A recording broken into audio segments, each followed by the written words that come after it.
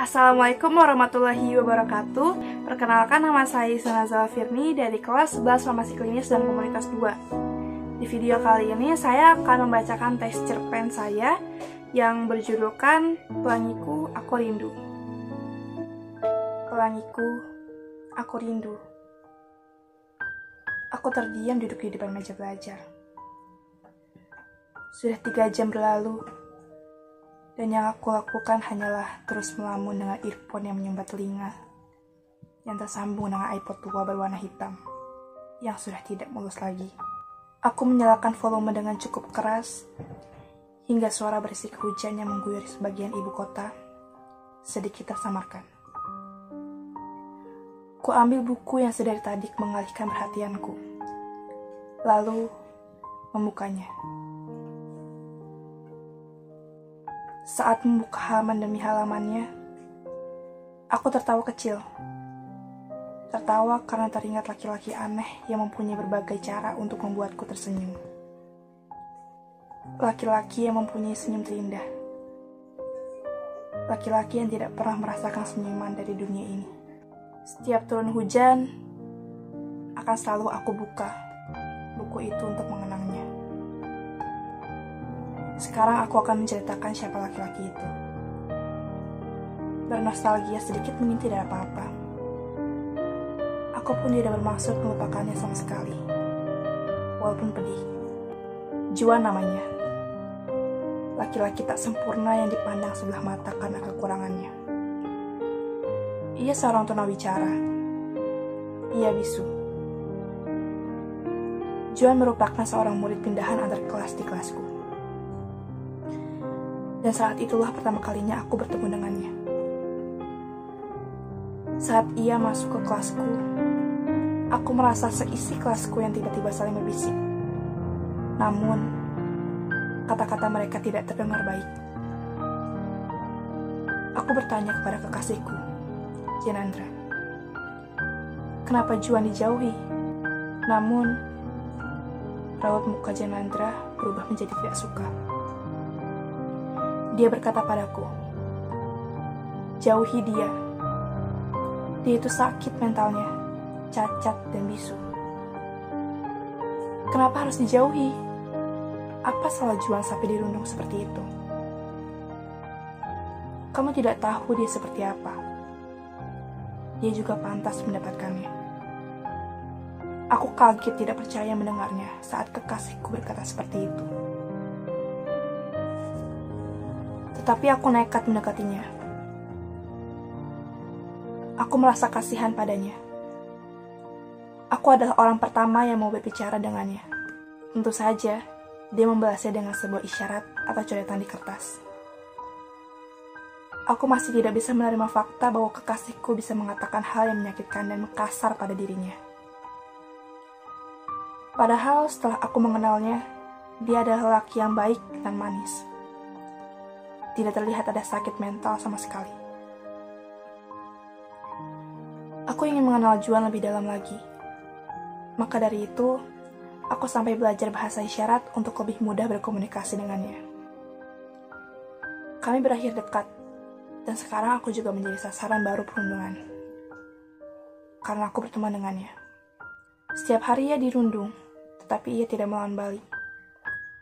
Ia juga kerap membantu orang lain, tetapi mereka tidak peduli dengannya. Aku ikhlas membantu mereka, dan aku tidak akan membalas perbuatan mereka.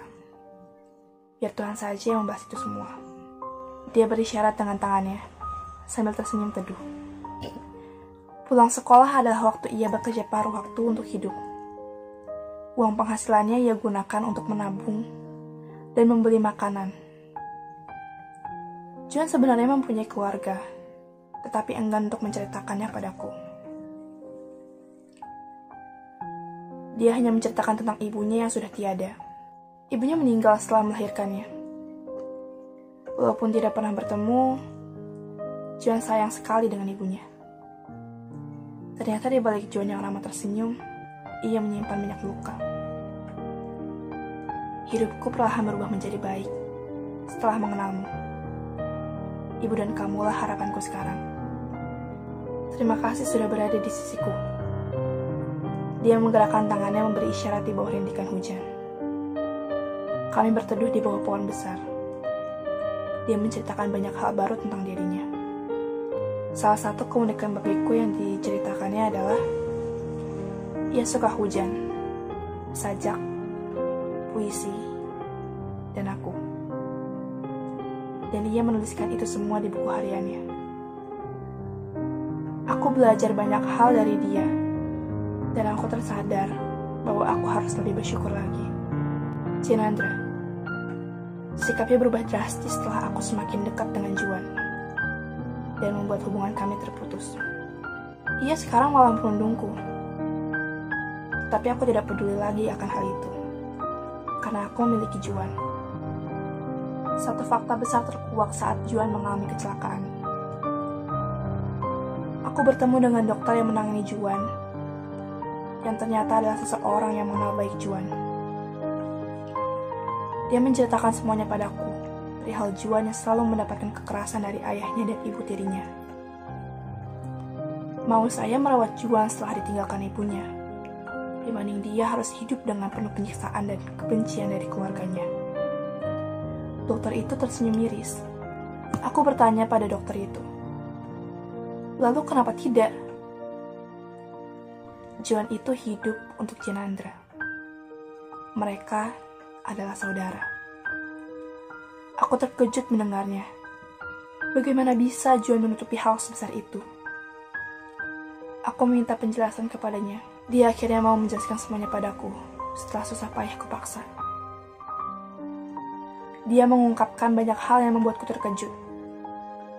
Mulai dari banyak mendapatkan kekerasan dari ayahnya, dimusuhi oleh seluruh keluarganya, dan masa kecilnya tidak mendapatkan kasih sayang.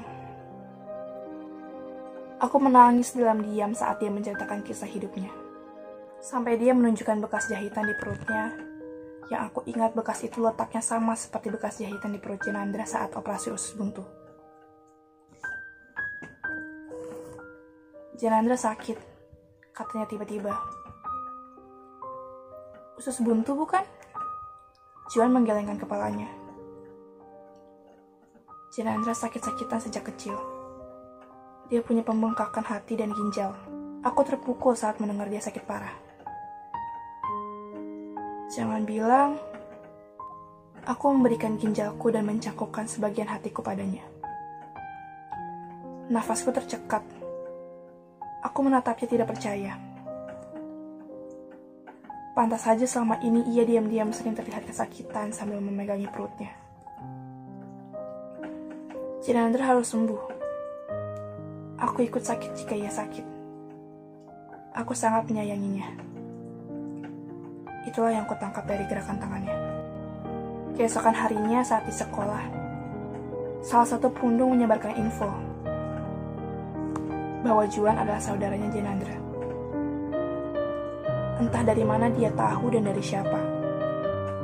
Tapi info itu sudah menyebar sampai terdengar ke telinga ayah Juan. Setelah info ini tersebar, ayah Juan sangat murka. Ia sudah melakukan semuanya untuk menutupi bahwa Juan adalah bagian dari keluarganya. Jenandra tiba-tiba merasa takut dan cemas. Ia tidak pernah menyangka bahwa ayahnya sekejam ini. Jenandra ingin menolongnya, tapi sudah telat. Juan masuk ke IGD setelah dipaksa minum cairan pembersih lantai oleh ayahnya. Kondisinya semakin parah.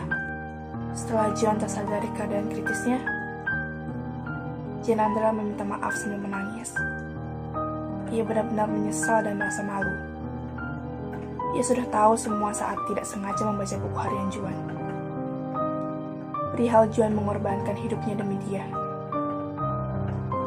Tidak hanya Jenandra yang menyesal, ayahnya juga.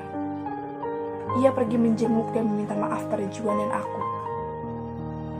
Sebelum pergi dijemput polisi. Hal itu mengejutkan Juan. Ternyata ayahnya sudah diancam masuk penjara. Juan memaafkan keduanya. Ia menangis terharu. Keadaan Juan sudah sedikit membaik. Tetapi ia tetap harus pergi ke luar negeri untuk mendapatkan perawatan intensif. Juan menahan rasa nyerinya dan mengajakku jalan-jalan di taman rumah sakit. walaupun sudah pukul 11 malam. Aku mendorong kursi roda Juan dan berbincang-bincang kecil di taman. Rasanya masih tidak menyangka jika kini aku telah dipertemukan dengan kamu, orang yang menyempurnakan hidupku. Aku selalu berdoa kepada Tuhan agar kita bisa selalu bersama. Membaca gerakan tangannya bukan membuatku salah tingkah, tapi menangis. Entah kenapa dan di mana letak kesedihan itu. Terima kasih kamu telah mengubah hidupku sepenuhnya. Lalu ia menyandarkan kepalanya ke bahuku. Juan, apa kamu tahu? Pertemuan kita itu sudah direncanakan Tuhan. Aku pun tidak pernah menyangka kalau kamu juga dapat mengubah hidupku. Kamu anugerah. Kamu orang yang sempurna buat aku. Aku menggenggam erat tangannya bersamaan dengan aku mengucapkan kalimat itu. Dan saat aku melihat ke arah wajahnya, dia terlihat tertidur. Aku tertawa kecil. Kamu mengantuk? Jangan tidur di sini. Kita masuk dulu ke dalam. Di sini dingin. Aku menepuk pelan pipinya, tapi ia tidak menggubrisku. Juan, ayo kita pindah ke dalam. Sekarang aku sedikit mengguncangkan badannya. Tubuhku mulai gemetaran. Juan, tolong bangun. Aku mengguncangkan tubuhnya lebih keras lagi. Tapi tidak ada respon. Denyut nadinya sudah tidak berdetak saat aku memeriksanya. Aku tidak percaya ini.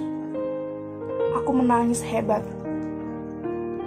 Juan sudah pergi, mengistirahatkan lelahnya. Selamat tidur, pelangiku. Bisikku di telinganya. Kuusap air mataku saat mengingat laki-laki itu.